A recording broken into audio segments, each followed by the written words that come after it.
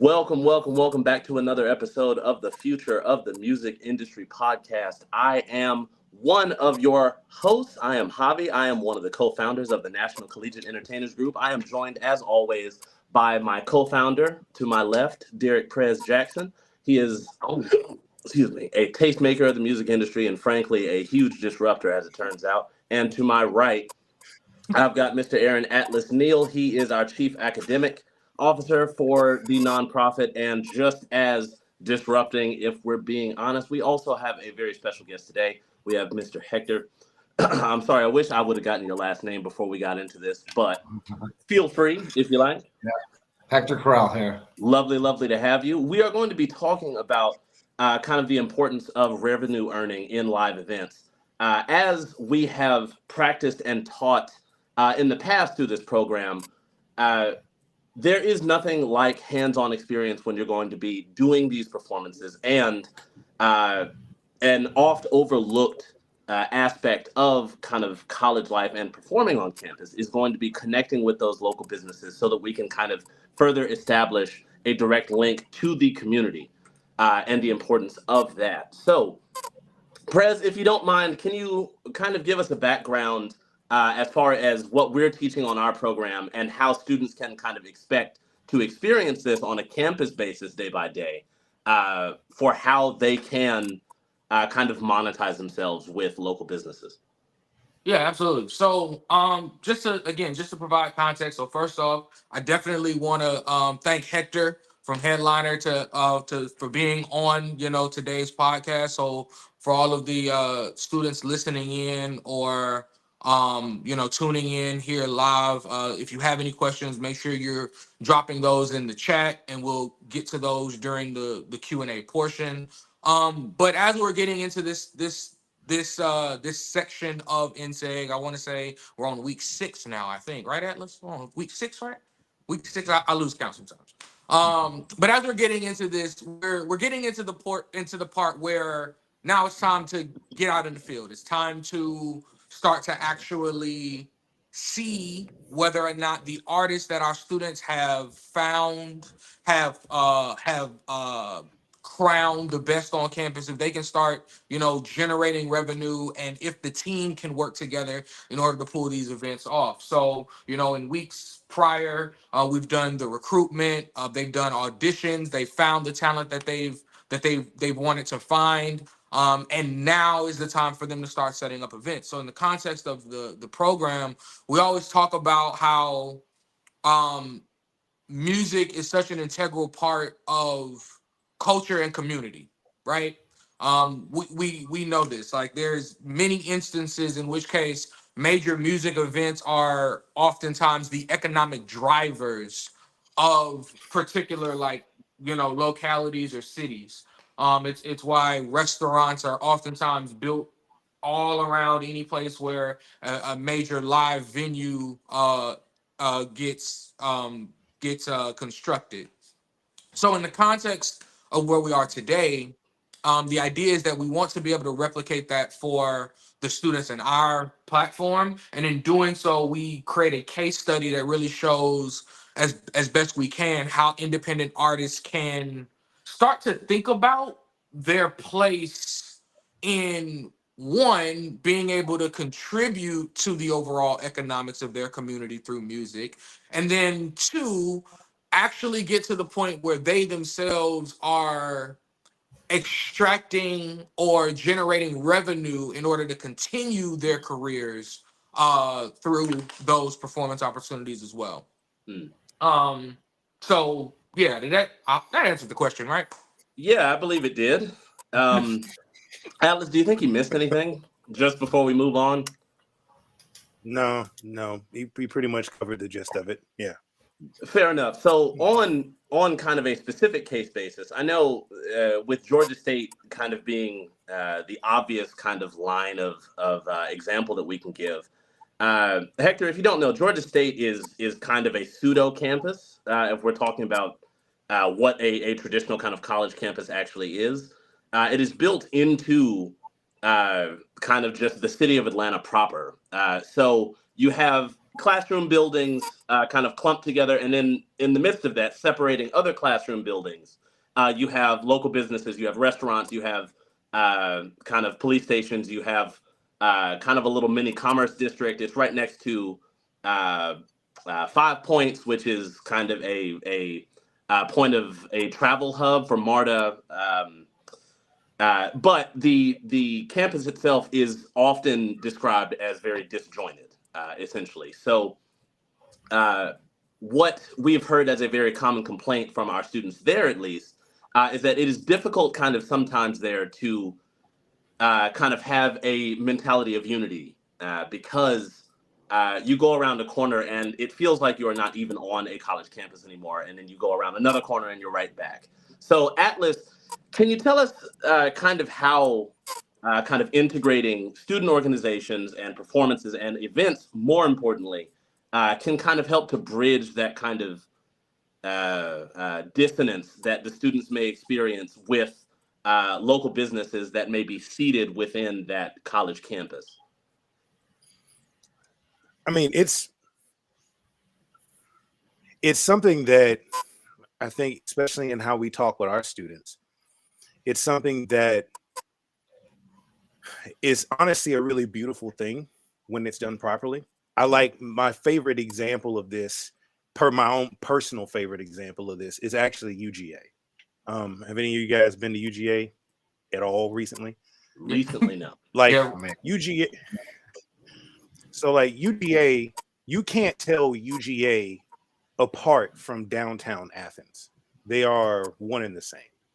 You could like, and it's very, very similar to Georgia State's campus, how you could be at City Hall and go down 2 blocks and you're on campus. Very much UGA is like that too. Like quite literally the arches are like a block away from government buildings, right?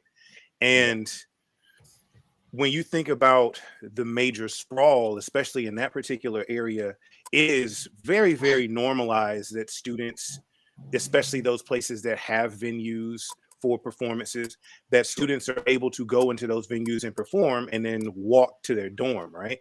Now, the beauty in that is that you have a home now. You have a actual community that you can like be a part of that feeds back into you. These performances attract people who aren't on campus to come see and patronize these particular businesses.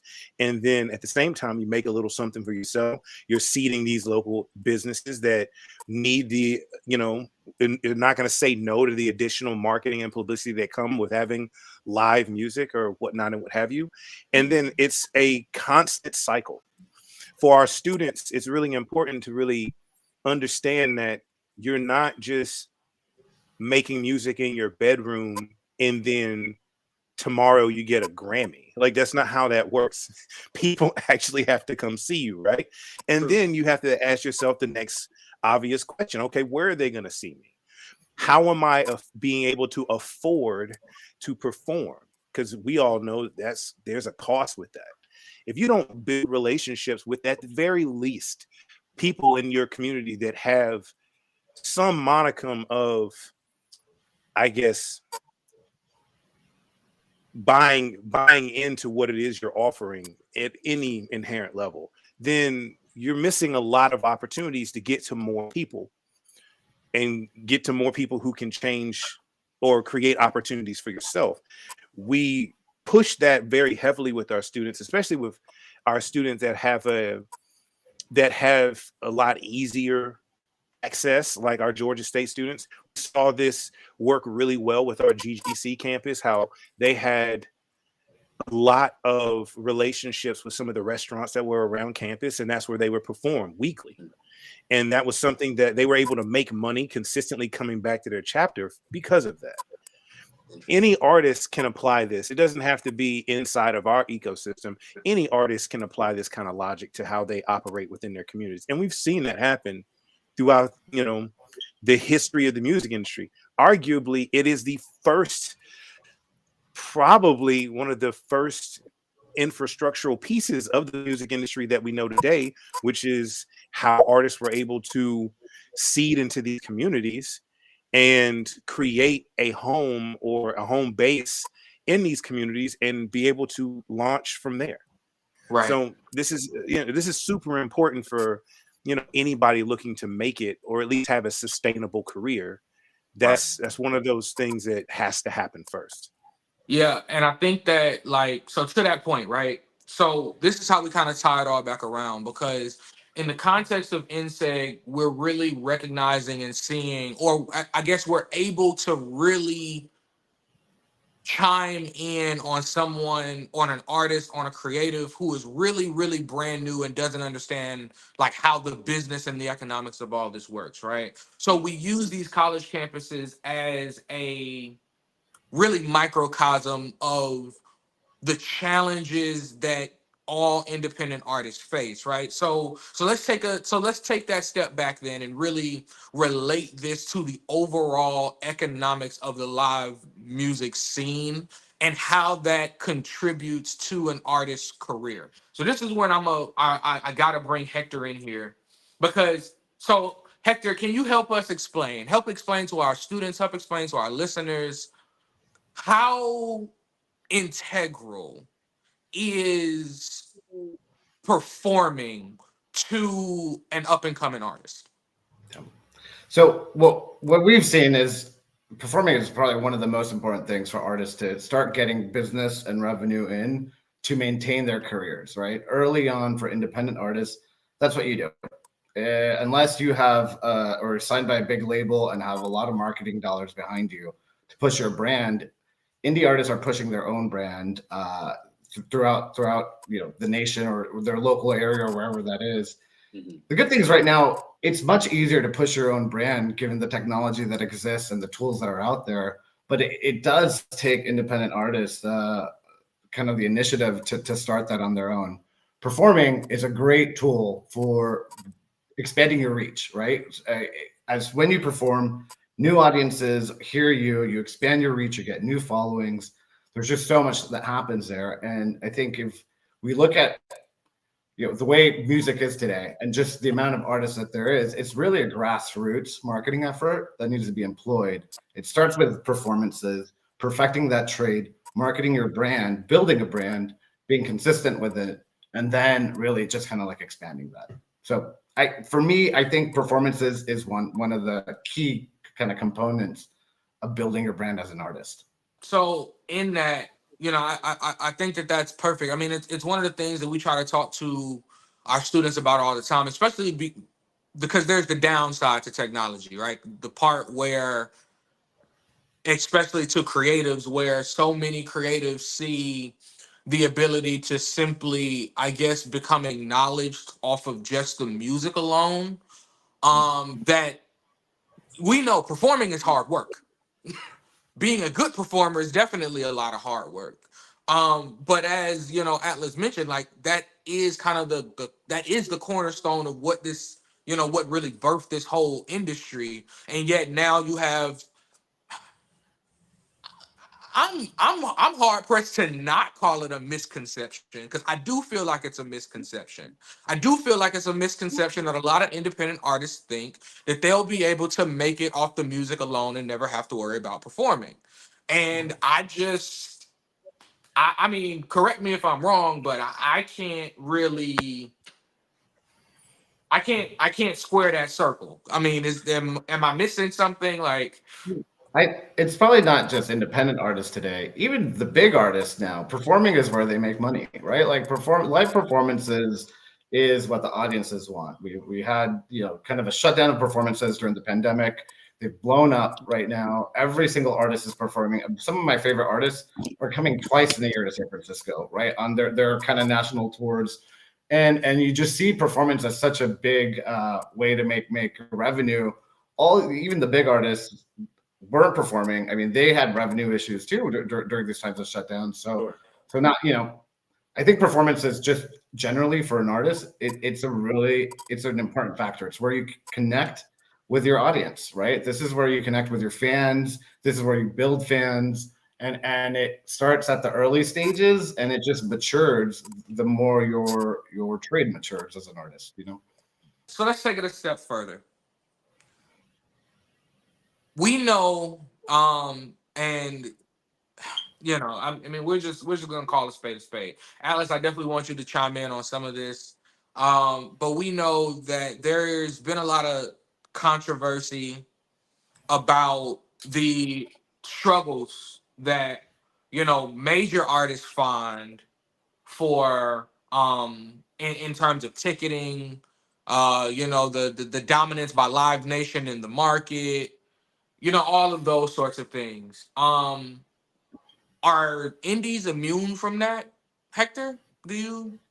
You know, I mean, notwithstanding the DOJ, anti-monopoly, anti-competition suit that's going on right now with Live Nation, I think that there's a ripple effect towards monopolies in general that affects all levels, right? And indie artists could be affected by monopolies, right? I think that there is, when it's hard to compete and build a trade without playing the game or buying into the game or being, going through the limited amounts of resources that scale. I think that affects everyone. The good news is that I think that there's a lot of disruption in this industry right now, in music, in performances. That's going to level that out, right? And so I think that there is light at the end of the tunnel. I think indie artists today have more options than they did 20 years ago, where you had to have the right connections, be signed to the right label, have the funding behind you. And I think that these things are kind of changing. And so I think that there's more options for indie artists to manage their own brand, manage their own business, and build on that. But it just takes work. I wholeheartedly agree with that, because there is I think the only double-edged sword that really some indie artists are really having to grapple with now. And I call it a double-edged sword because it is one of those things where you really have to pick how you want to, what your focus is, but it's the community aspect behind what their performance is. And I think that's something that helped, that really exposed a lot of stuff for that coming out of the pandemic, because what we found was, okay, there are major artists who had a lot of money behind them, where when the pandemic shut, when everything opened back up, they could go on tour, right? Then you saw those people who didn't realize that their social media following was not their fandom. That wasn't their community. And so when they came outside, there wasn't enough money in the world to fill out a room, right? Like they say, oh, we've all heard the stories. I know I personally dealt with this because of some of the virtual concerts we were able to do. But even then, like, you're hearing people like, oh, I got millions of followers. You're seeing it on their social media. They can't pack out a room of 50 at 100. They can't pack out 25 people in 100 person room. They can't. And you think, okay, well, what happened? Well, when you boil it down, they didn't actually have a community. They had followers. Right. They had followers, right? They didn't have a community of people who were like, no, I gotta go to this guy's show or this lady's show whenever we come back outside. They didn't have that. However, on the flip side, what it was like, there were people who were doing virtual performances at home in their backyard, 60,000 people showing up online to watch them on a stream, and they spent no money in their pajamas performing classics. You got to think, like, as an artist now, you got to actually pick what it is you want to do. Do you either want to focus purely on just quality over quantity, and I'm just going to make the best audio in the world and we'll see where my fans fall out? Or do you do you B, focus on developing a community around what you have? Now, arguably, I say choose both. I say do both. I say create great quality work and then spend just as much time developing a community so those people will come out and watch you perform said work. I say that. But a lot of people, they're still trying to figure that out right now. They are. I can share maybe something with that too. On the headliner side, what we see is, our focus. We're not looking at the big venues. We're looking at small venues, establishments that don't even know that they're venues, that are small business owners looking for better ways to market their establishment and bring new people in. And oftentimes, like, they need help marketing. And so what we see the role that Headliner plays is to be more of the relationship manager between the venue, the artist, and the promoter, and then try to connect the audience in there. But to help build a brand around the venue that's centered around live music, so that people start to understand that you can go to this local site to see a new band that's good, or a new artist that's kind of upcoming, or indie artist. And by building kind of collaborative marketing tools where they can all market to their audiences, we see growth happen, right? These things take time, though, right? Like, we're trying to establish new venues, and help them build a brand and help them understand marketing at levels that maybe they haven't really done before. So they don't happen overnight, but where we see a lot of success is in the collaboration, right? It's not part of it is the artist's responsibility to market that event, but also there's a responsibility on the venue to build a brand around hosting events, and if there's a promoter involved, there's a responsibility on the promoter to really build a good brand around it. And so, and be that a series night or whatever that is, right? Like, when you have these tenets and all kind of stakeholders are collaborating well, we see success, right? Because then people just go because they know that there's going to be good music at this space. And I think that the effort of working hard and marketing to strangers and figuring out what you were talking about, is like, are you a follower or are you a fan? Like that kind of like diminishes a little bit. They're good returns when we see the collaboration between these kind of three key stakeholders for live events. Absolutely. So in that vein, so I definitely want to take this moment to say, so anyone who may be listening or watching right now, especially from our community, if you have any questions, make sure you're dropping those in the chat, because we'll get to those in a second. But but continuing this, I want to summarize a lot of what we're talking about right now, because we're talking about the intersection between technology and community. And the thing that I want to make sure that everybody who's like listening to this understands is that this technology that we all have access to right now, has been the liberating factor for so many independent artists. We're seeing that in Hedlyner. We're seeing that in social media. We're seeing that in all of these tools that come out that enable independents to connect with their fans, and monetize their fan bases in ways that weren't available to them before, because they needed before the influence and backing of the majors. Well, now that doesn't exist. But the flip side of that is that because that doesn't exist, there's a lot of misconceptions about how easy it is. And the part where we have to make sure that we're communicating is that the building a community is never easy. Building a community is never easy, and having the community is always the deciding factor, right? Like, when we're so that being said, utilize the technology that's at your disposal in order to build that community, and make sure that you, as Hector said, are doing the work as the promoter, doing the work as the artist.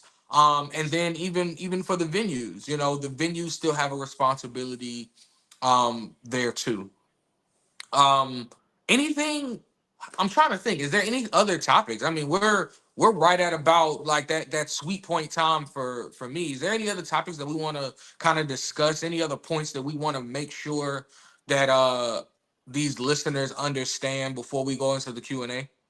Well, so I think what might be good to kind of differentiate on between either one of you, honestly, is kind of the difference between doing performances on kind of college-owned venues, like a student center, that kind of deal, versus doing performances at kind of, I suppose, a campus affiliated business, if that makes sense, so that people can kind of understand the difference that it would take to even book one versus the other.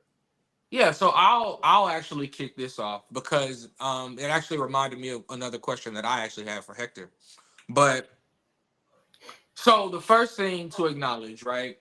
And I honestly don't think that this is it's not talked about a lot, and I think it's one of the reasons why we really see a lot of promise in the students who manage to pull this thing off. But when doing these things on a college campus, right? When booking shows and going through all of those logistics, the truth of the matter is there's always going to be headaches. There's clearances you got to get. There's people you got to talk to.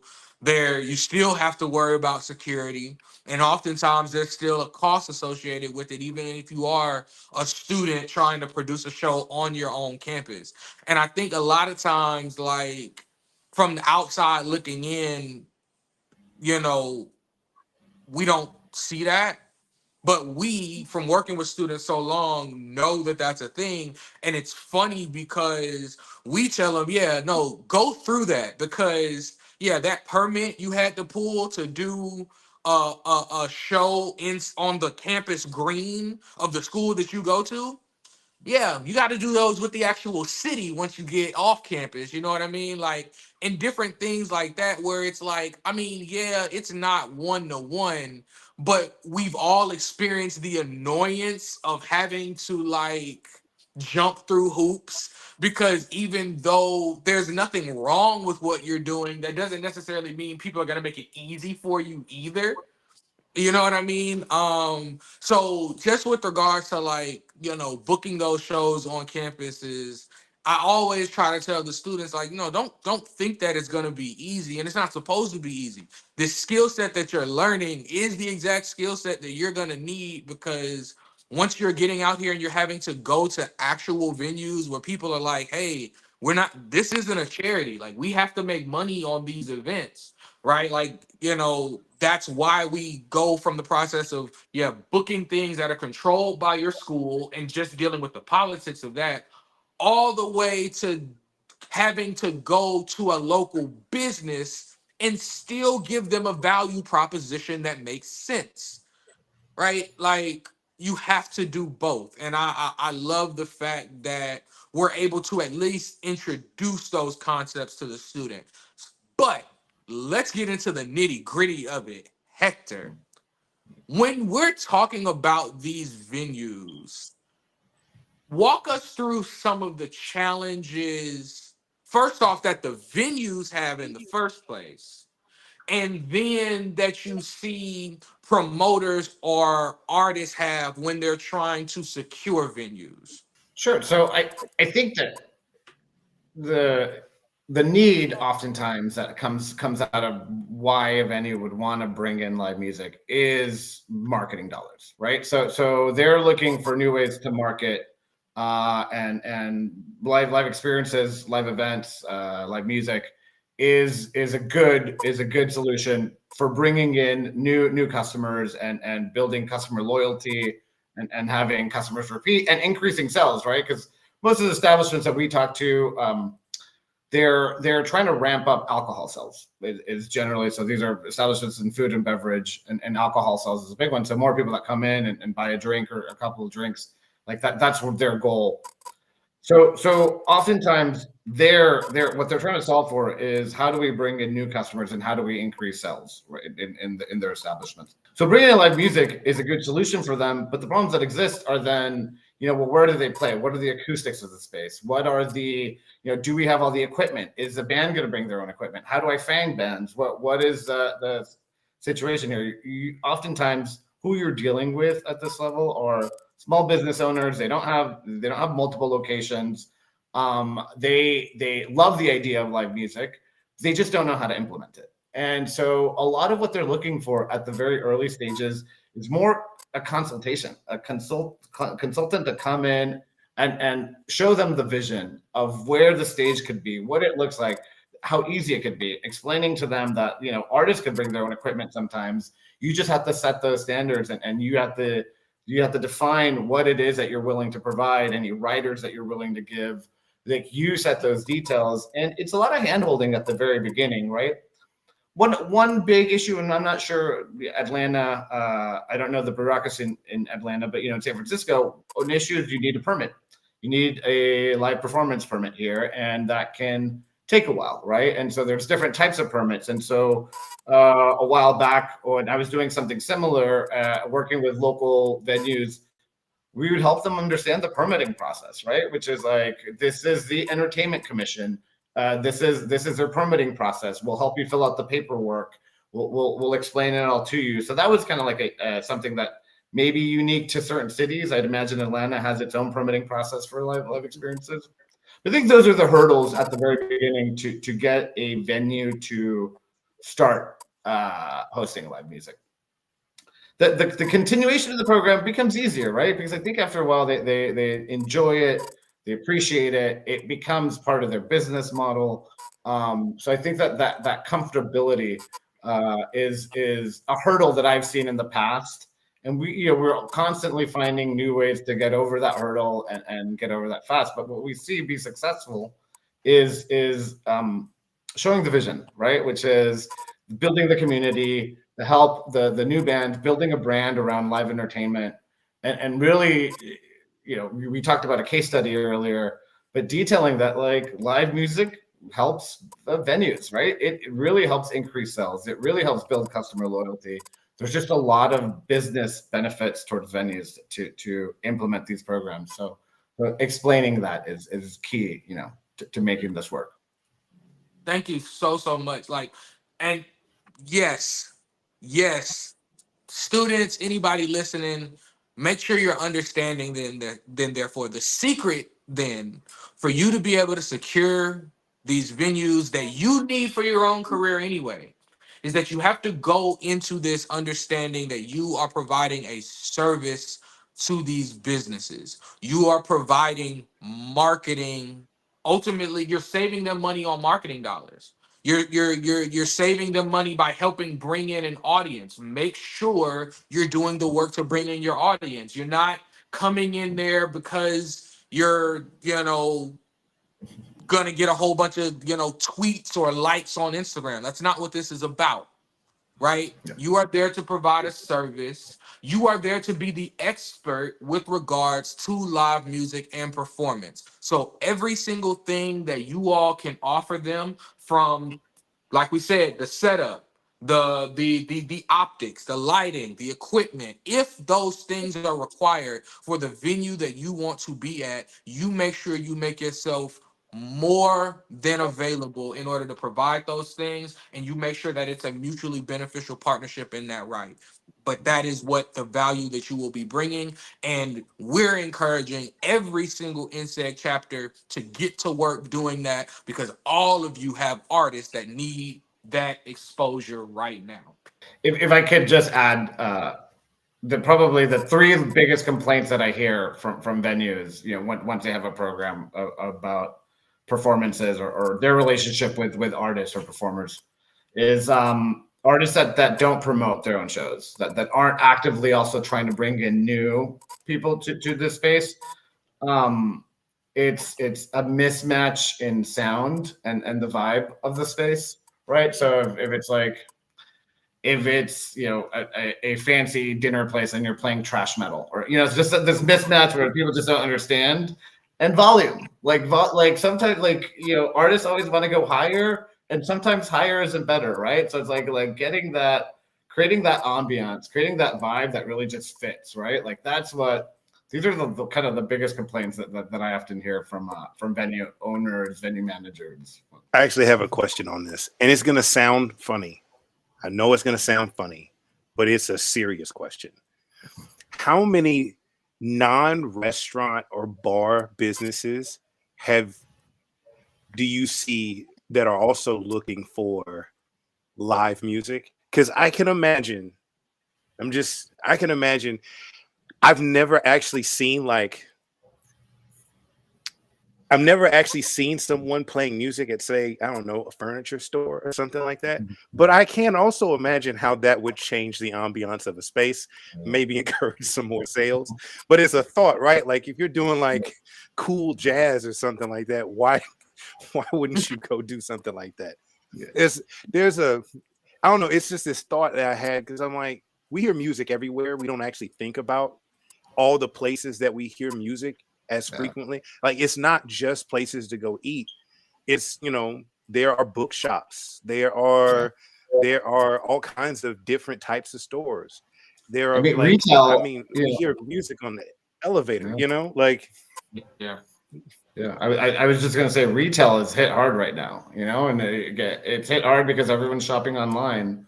Create a live experience in there, right? I think that there's a lot of solutions. To answer your question, we see the one-offs pop up, but there's a reason why we want to really focus on food and beverage because it is where probably the largest demand is, right? For live experiences, but we do see one-offs where there's an interest. Salons, so sometimes hair salons want to bring a little music that they want to, but it could be for like an event or something like a special event that they have, right? But there's mostly restaurants and bars. Yeah, and we do have some people watching. The number one thing that it looks like people are concerned with, and I think that's kind of to be expected from Ask Jaden. They're asking, is there a chance that they can do a tour through NCEG to different colleges kind of in their region and what that would look like? Oh, I mean, of course, that's something that is a part of our ultimate, like our mission. Like that is literally what this is all about, right? Those things become so much easier as the organization, expands with chapters and everything else. But that's one of the reasons why we have partnerships with people like Hedlyner or some of the other partners that we have, because that's what makes all of those things possible. We've planned stuff out like that in the past, but here's what I will say about it. NCEG as a body and an institution is always going to be about making sure that we are providing a platform for those more than anything that deserve it. So here's what I'll say. Auditions just happened. CEs just got registered, and soon those CEs will be like announced publicly. But it's still going to be up to the members to really do the work and show that they can handle, those sorts of opportunities. Typically, we do those things towards the end of the year because by then everybody's been vetted, the teams have been built, and so on and so forth. But that's what all of this is about. That's why we start with the smaller shows. That's why we have to make sure that all the members understand the importance of doing the work of promoting. Because, oh, you want to talk about losing money. Oh, let's talk about how many times you can lose money on a tour if you're not promoting properly, right? Like, this isn't something where we're just doing it for the sake of doing it or doing it for the sake of, people being able to say that they did it. We're doing this for people who really, really are capable of doing it and deserve to be doing it. And 100%, yeah, we'll back that play. And I do want to just kind of follow up with that because Ash also essentially just kind of expressed that they just wanted to gain more opportunities to perform in general. And for that, what you really want to do is just talk to the leadership for your chapter. There are or should be plenty of opportunities for you to perform on your campus, which is kind of the cornerstone for what we teach when it comes to performance in general. Yes, the larger tours, that is something that the larger organization can kind of help set up, but none of that happens, like Prez was saying, without that backbone of knowing that you have an audience to come to those shows, whether it's at home or at another college campus. Roy, we will come back to your question since it is kind of off topic for today, but we will get it answered. Ash's second question, as a CE, how can I get support from my peers to put on an excellent show? I'm trying to plan a concert and hopefully get paid for it too instead of just being a face. You were breaking up a little bit for me, Javi. Can you repeat it again? Absolutely. Yeah, it is as a CE, as a certified entertainer for Hector. How can I get the support from my peers that I'll need to put on an excellent show? He's trying to plan a concert and hopefully get paid from it instead of just being kind of a one-off kind of pop-up face. My perspective is always going to be just looking at yourself as a business in that regard. And this is something that we push a lot with our students is understanding your chapters are laid, how your chapters are laid out. You as an artist, you are a business, you provide a service. In that regard, if you're looking to get support from your peers, get buy-in. Like there is something that you have to offer your peers to get that buy-in for assistance that you might need. If anything, just being able to get good understanding of what your demographic or what your potential fan base would otherwise want to see from you, what people really want to hear from you and where they would like to see you. Sometimes that's the easiest thing you can do. I know that's something that, on GGC's campus, that was something that we dealt with a couple of our artists. And they realized, for example, there was one of them that they wanted to see him perform live. That was something that everyone was asking for. Hey, we want to see you with a band. We think you would be really cool with a band. So we found a venue for him to go to, and we made sure he had a band. And it worked. It worked, right? That was something, but that came from his peers. That came from the people around him saying, this is how we in general want to see you. And just like any business, if I got a bunch of customers telling me, hey, I use your product this particular way, that might be a little off the beaten path on how I created it, but I see I have a lot of organic growth in this particular place that I might have not saw initially, but that's where my best amount of growth is. You would be kind of foolish not to lean into that direction. But that comes from having that conversation with your peers and they having buy-in for what it is that you're doing. So I want to zoom out for a second, Hector, and sorry to put you on the spot here, but I'm curious, for this student, right? Because everything that we do is meant to really exemplify and prepare students for what it's really out here. So, Hector, do you have any students just in general, any advice, just in general for an independent artist who's looking to maybe do more shows, but struggling to find the team to make that happen? To find peers to perform with, I mean, I think that you have to have the brand set up right. I mean, the connection there. I know that there's a lot of places where you could search for peers to work with, but I think if you want to make money performing, you're going to have the right setup, right? And take criticism constructively, right? Sometimes, kind of like what Atlas is saying, it's like sometimes you just need to listen to your peers and then rebuild and rebrand and get perfect your trade. There should be a process to your art, and that process should always be improving your art. And your peers should be a sounding board for what's working and what's not working. And I think that through that iterative process of perfecting your trade, you should get to a point where you can perform and make money out of it. You could sell tickets, right? I mean, I think if you're talking about how you make money performing, selling tickets or getting people in the door is really the biggest litmus for making money there. But your peers are there to help you perfect your process and iterate until you have a brand that people want. I think there's something about being independent and being unique to what you bring, but there's also, at the end of the day, you're selling a product in some ways, and people want to buy that, right? That doesn't mean that you have to sell out, but it does mean that you need to find your audience, and that you have to have an audience that ultimately wants to buy your product. Yeah, I want to kind of, and we're probably on this question a lot, but I know that there are. I mean, because we've seen it a lot. I mean, Javi, we've seen this years, right? Like this, it inevitably happens every single year, where you have students who are artists, and sometimes they want to just be accepted and given the green light to do whatever it is that they themselves want to do. And I don't think that there's anything intrinsically wrong with that as an artist, because we do recognize that they are artists. But to Hector's point, the whole reason you have peers, the whole reason we create this environment to put you around them, is because you do have to understand that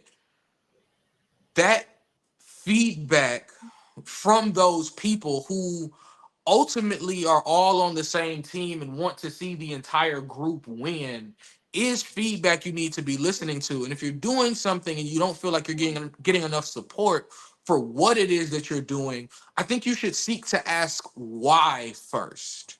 Because don't just people don't ignore things that move them.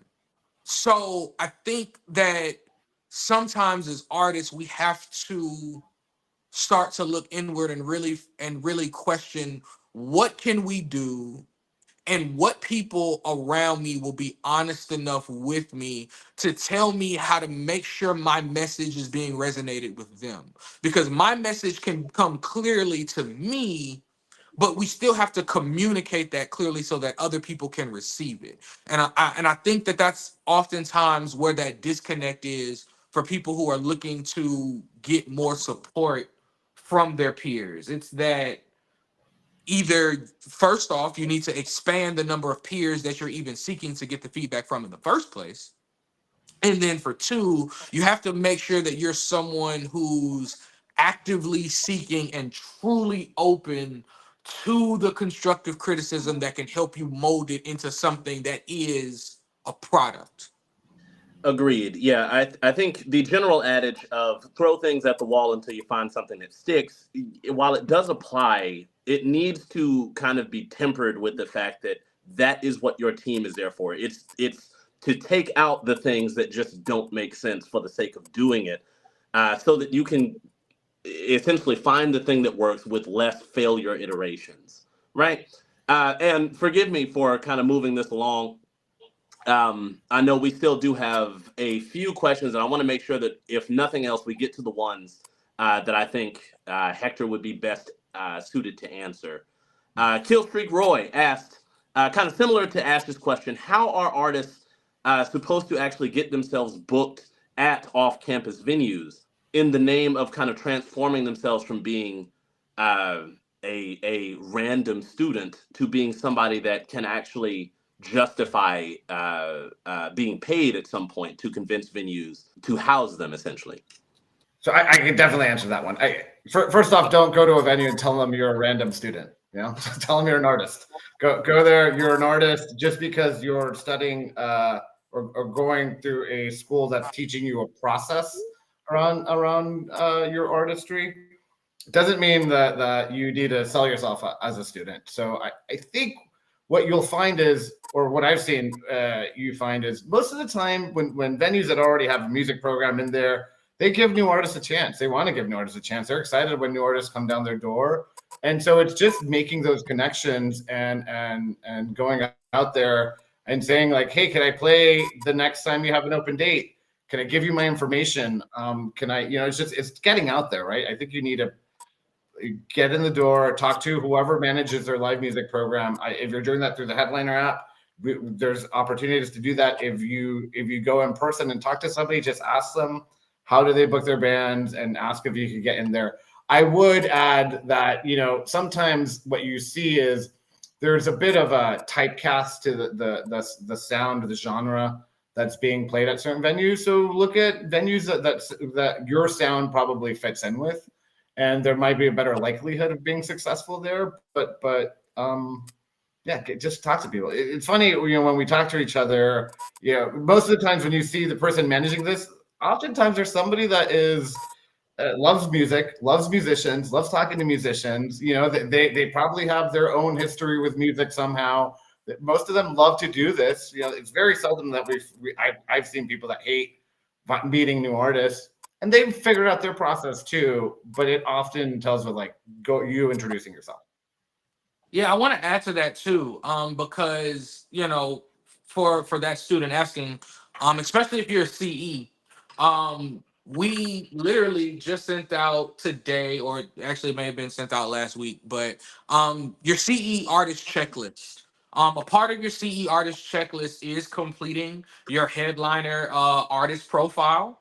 That is one of those things that we want all of the CEs to be able to do, because it is designed to be able to get you all into that platform so that we can start shopping you all around for different venues and performance opportunities. So definitely make sure you complete that CE artist checklist, and make sure you speak to your head of A&R at your chapter about, getting access to that checklist if you don't know where to find it, and then getting all of those things done.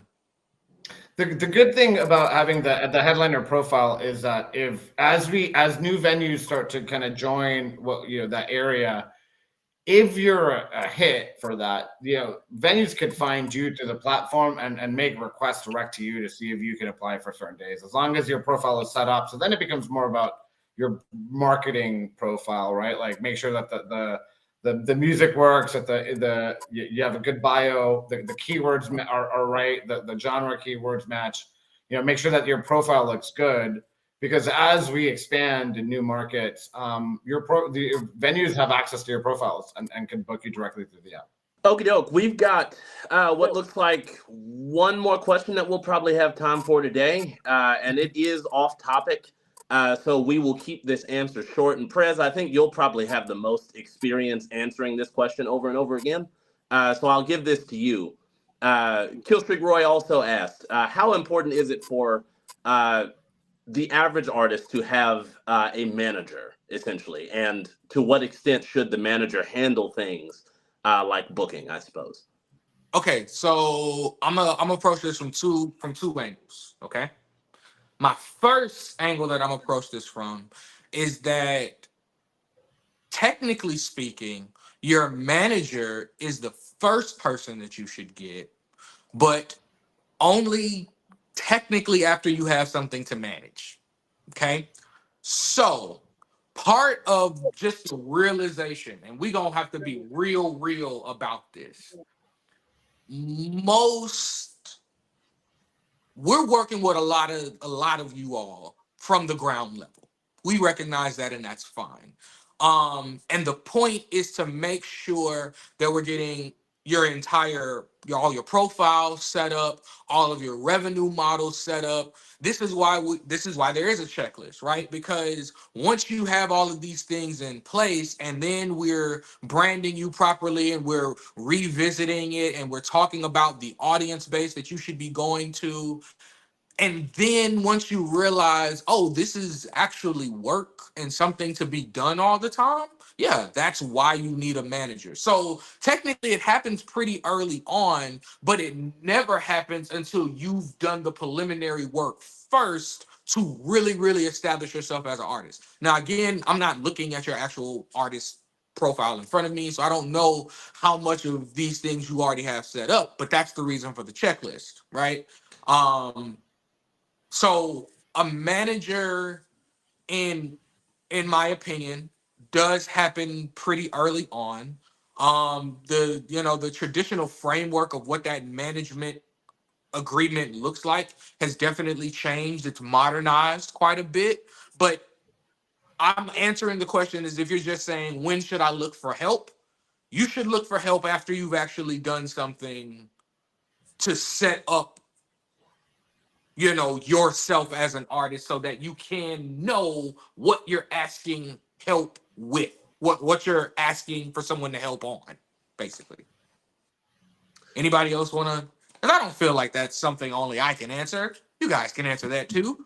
Without a doubt. I thought that would probably be the most succinct answer, and I think I was right. Yeah, a manager, depending on what problems you are facing that is outside of your realm of control as an artist that actually could handle it on your own. Because that can be a bit nebulous to figure out on a person by person basis. It's difficult to say, like, at what point in your career should you need a manager, because different people have different strengths, and they're going to have different levels of I think, kind of mental bandwidth to handle the non-artistic parts of the artistic career. So yes, I think a good kind of safe rule of thumb would be once you get to a point where there is such a demand that you cannot keep up with all of the essential aspects of your artistry before the train starts to derail. That's the point where you want to get somebody that can handle some of the kind of daily operations of your artistic career while you can still maintain, I think, kind of a direct focus on making sure your art does not lose quality in that way. You're right. The more succinct way to put it is a manager manages your business. Get some business first. Fair enough. You know what? Like, this reminds me of this was something a VC friend of mine told me once about startups that is exactly the same. He said he does not invest in early stage startups that have no customers if they have a COO position filled. His exact words were, if they have a COO and you have no customers, what operations are you actually chief of again? Like, that was his exact word. What operations are you chief of again? Oh, cool. Nothing? Bet. I'm good. I don't need to invest in that. That was his exact words. It's kind of, and I think of that when we talk about, like, you don't have anything to manage, so why do you need one? It's one of those kind of comparatives. Interestingly enough, though, I think there is a conversation that we should have at some point in time on the different types of artist businesses and what they do need. That does raise a question, because you got some people who just, hey, I'm an artist. All I do is make sync. I don't go out and perform, but I got 6 or 7 movies that I do, that I get synced on every month or something like that. Like, there are different types of artist businesses out there. I think we should definitely lay out some of those things in the future. Yeah, I agree. I think that because my thought process about it is really just like either a manager or a lawyer. Those are like kind of interchangeable, the first two things you get, and it really does depend on like what your situation is. Like, if you're an artist, like he said, that all you do is sync, so you're not doing a whole bunch, you definitely still need a lawyer, but you might not necessarily need a manager. Or if you're an artist who just happened to go viral on TikTok, you're gonna need a manager, but you need to get a lawyer first, probably, because you already got stuff coming at you so quickly. But I don't know. Real quick, Hector, do you have any thoughts on that question before we? Yeah, my general rule of thumb is, artists are their own CEOs. They should learn some of the business side of it, and when it's time to scale, get a manager. Managers should be there to help you accomplish the things that you can't accomplish on your own, either be that through bandwidth or through the connections that these managers have. The question the student asked was specific towards, should the manager manage a tour? Your business manager isn't your tour manager. These are two different people, because these are two different skill sets. And so, when it's time to have someone manage your tour, then you probably want to find yourself a good tour manager. Yeah. Often what you see with like earlier artists is they get like a friend that they know that may be smarter with business to kind of be their manager. That's fine. I don't think there's anything wrong with that. But if you do want a manager, it's because they're accomplishing something you can't, and so sometimes someone with experience is good there. But yeah, that's what I think. That is actually perfect timing. Hector, thank you so much for coming and clarifying some of this for us and with us. And the rest of what looks like it's in the chat for this current stream is actually just general agreements to the things that we were talking about at the time. So it seems like this is a decent point that we can put a bow on this.